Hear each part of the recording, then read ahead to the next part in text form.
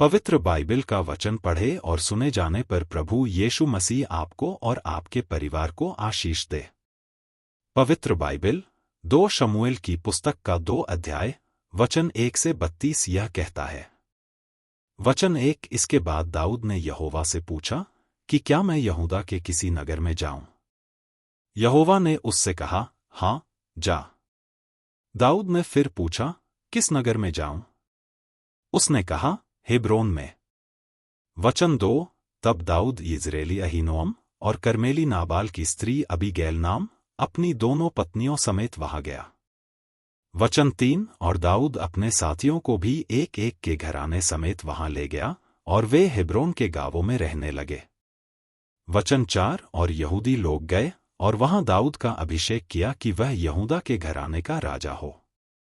वचन 5 और दाऊद को यह समाचार मिला कि जिन्होंने शाऊल को मिट्टी दी वे गिलाद के याबेश नगर के लोग हैं।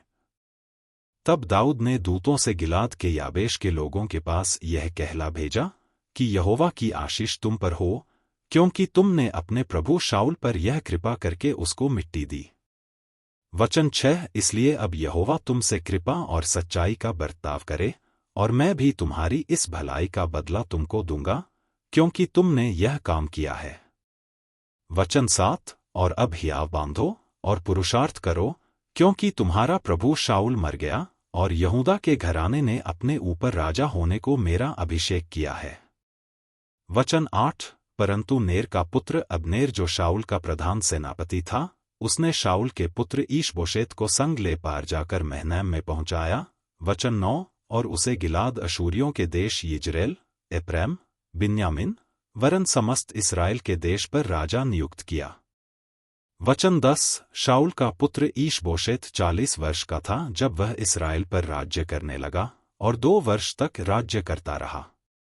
परंतु यहूदा का घराना दाऊद के पक्ष में रहा। वचन 11 और दाऊद के हेब्रोन में यहूदा के घराने पर राज्य करने का समय 7.5 वर्ष था। वचन 12 और नेर का पुत्र अब्नेर और शाऊल के पुत्र ईशबोशेत के जन महनैम से गिबोन को आए। वचन 13 तब सरूयाह का पुत्र योआब और दाऊद के जन हेब्रोन से निकलकर उनसे गिबोन के पोखरे के पास मिले और दोनों दल उस पोखरे की एक एक ओर बैठ गए। वचन 14 तब अब्नेर ने योआब से कहा, जवान लोग उठकर हमारे सामने खेले। योआब ने कहा, वे उठें।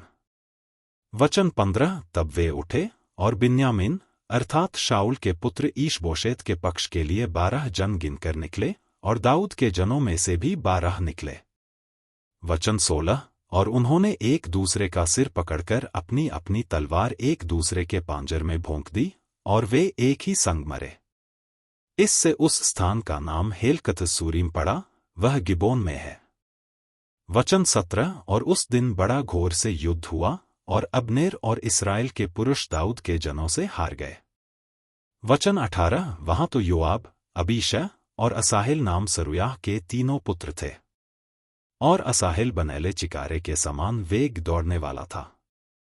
वचन 19 तब असाहेल अब्नेर का पीछा करने लगा और उसका पीछा करते हुए न तो दाहिनी ओर मुड़ा न बाई ओर। वचन 20 अब्नेर ने पीछे फिर के पूछा, क्या तू असाहेल है? उसने कहा, हाँ मैं वही हूं। वचन 21 अब्नेर ने उससे कहा, चाहे दाहिनी चाहे बाई ओर मुड़, किसी जवान को पकड़कर उसका बख्तर ले ले। परंतु असाहेल ने उसका पीछा न छोड़ा। वचन 22 अब्नेर ने असाहेल से फिर कहा, मेरा पीछा छोड़ दे, मुझको क्यों तुझे मार के मिट्टी में मिला देना पड़े? ऐसा करके मैं तेरे भाई योआब को अपना मुख कैसे दिखाऊंगा?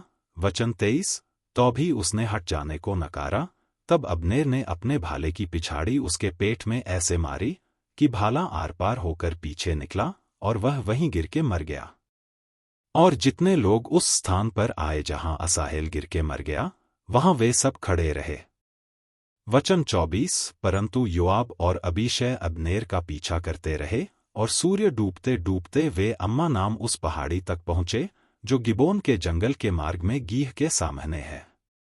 वचन 25 और बिन्यामीनी अब अब्नेर के पीछे होकर एक दल हो गए और एक पहाड़ी की चोटी पर खड़े हुए। वचन 26। तब अब्नेर योआब को पुकार के कहने लगा, क्या तलवार सदा मारती रहे? क्या तू नहीं जानता कि इसका फल दो खदाई होगा?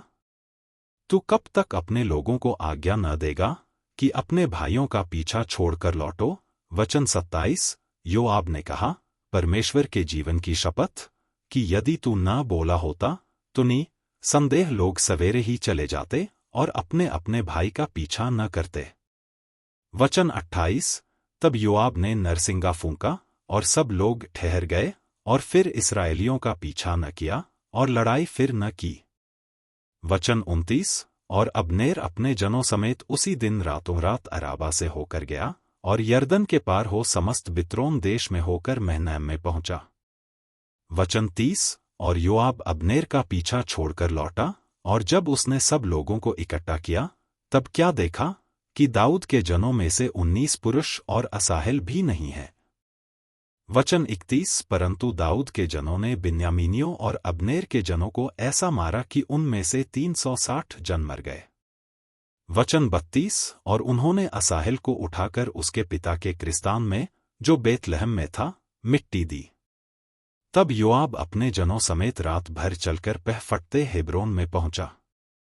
यदि आप विश्वास करते हैं तो यह वचन सभी विश्वासियों को भेजें और इस चैनल को प्रभु यीशु मसीह के नाम से सब्सक्राइब करें और आशीष प्राप्त करें। धन्यवाद।